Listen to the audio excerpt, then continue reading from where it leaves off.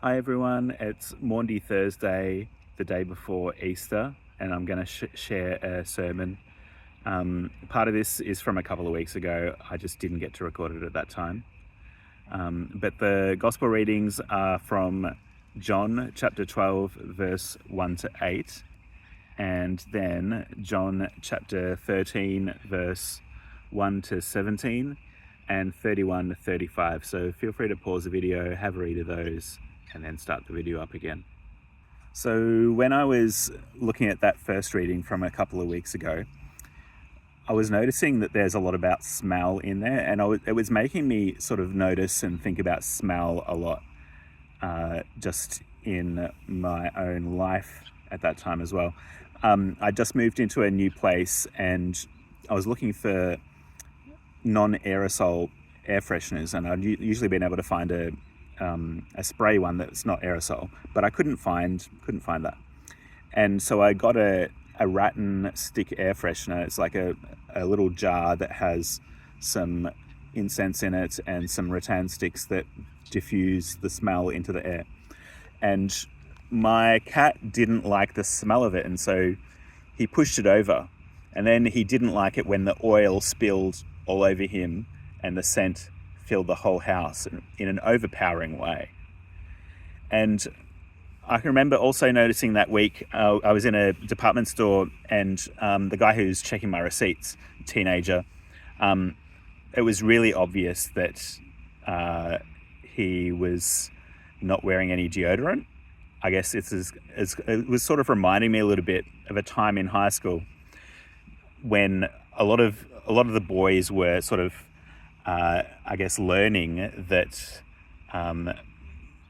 that they needed to wear deodorant. And I can remember we were in a portable classroom, and a lot of the boys were feeling self-conscious about their body odor and spraying Lynx body spray all over themselves and all over the classroom.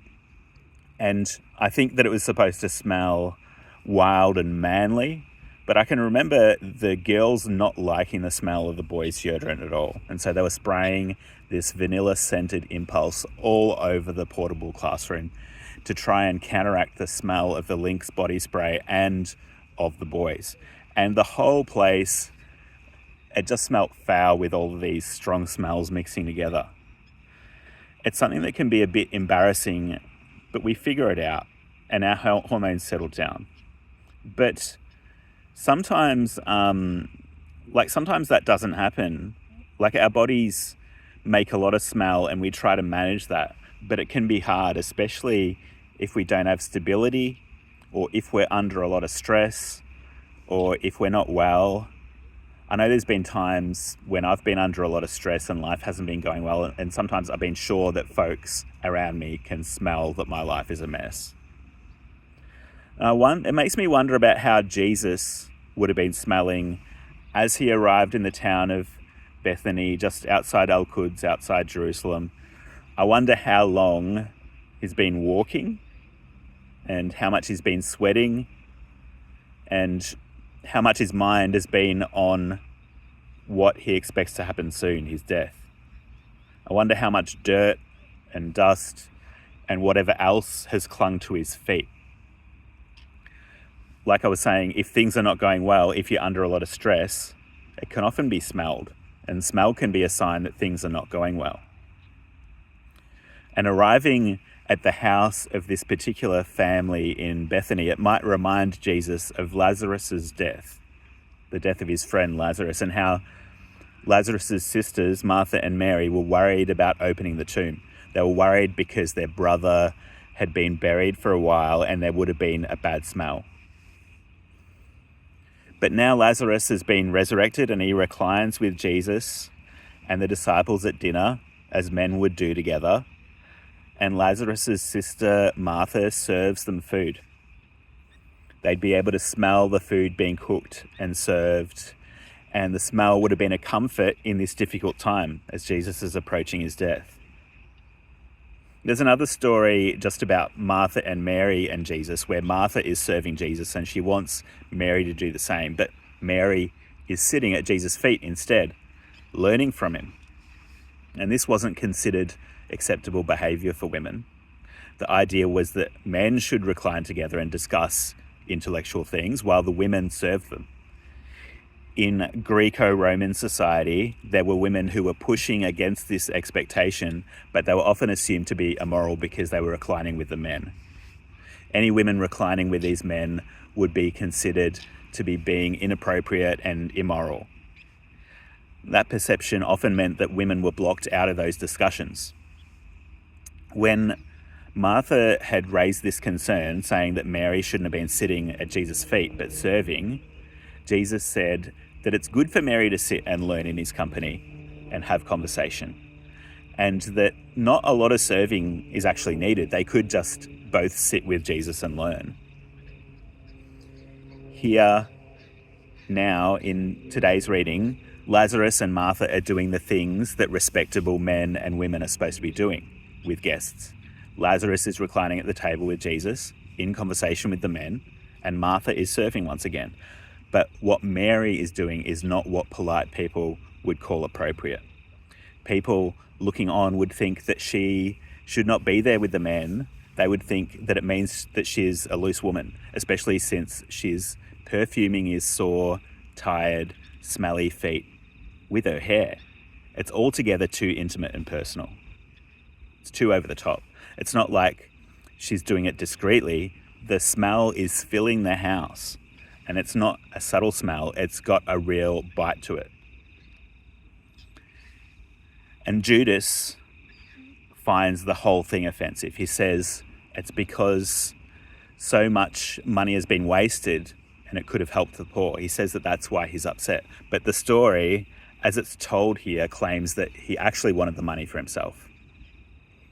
And I wonder if there's also an element of him just being offended by what Mary is doing in her care for Jesus at this difficult time. He thinks it looks wrong for a holy man to have his feet massaged by a woman as he reclines with the men at dinner.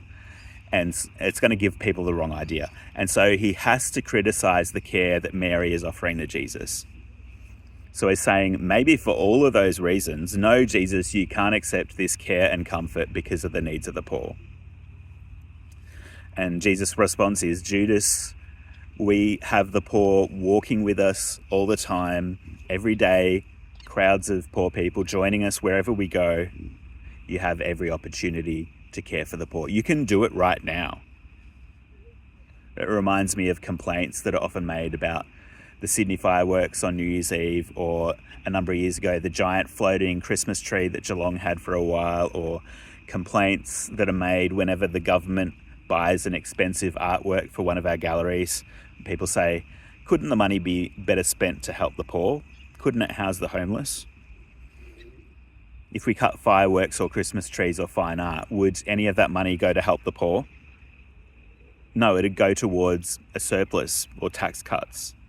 We could do both. Does money solve poverty? It's needed, but it's not all that's needed. Money can't give someone a hug even when they smell of stress and chaos, and money can't be present with them to hear about what's going on.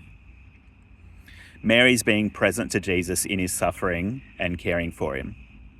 And she's listened and understands what he's going through on his way to the cross in a way that Judas doesn't.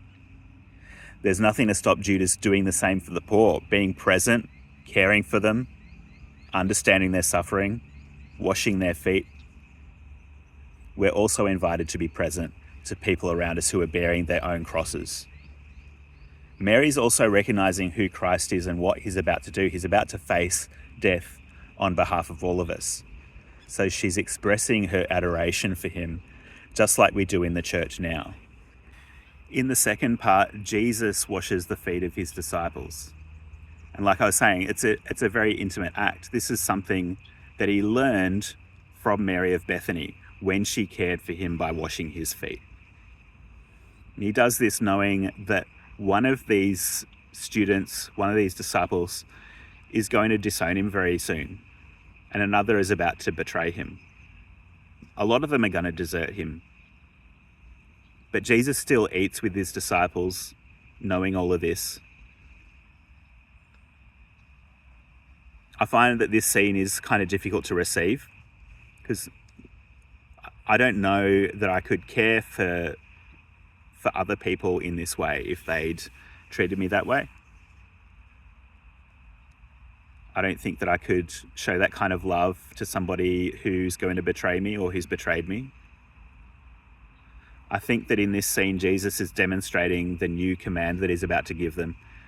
Even though Peter is about to disown him, he serves Peter and eats with him. Even though Judas is plotting to hand him over to the police, he cares for Judas's feet and shares the meal with him. It'd be a lot to expect each of us to do the same thing. I don't think that we should be making ourselves a doormat to people who've treated us badly and just allowing them to do the same again.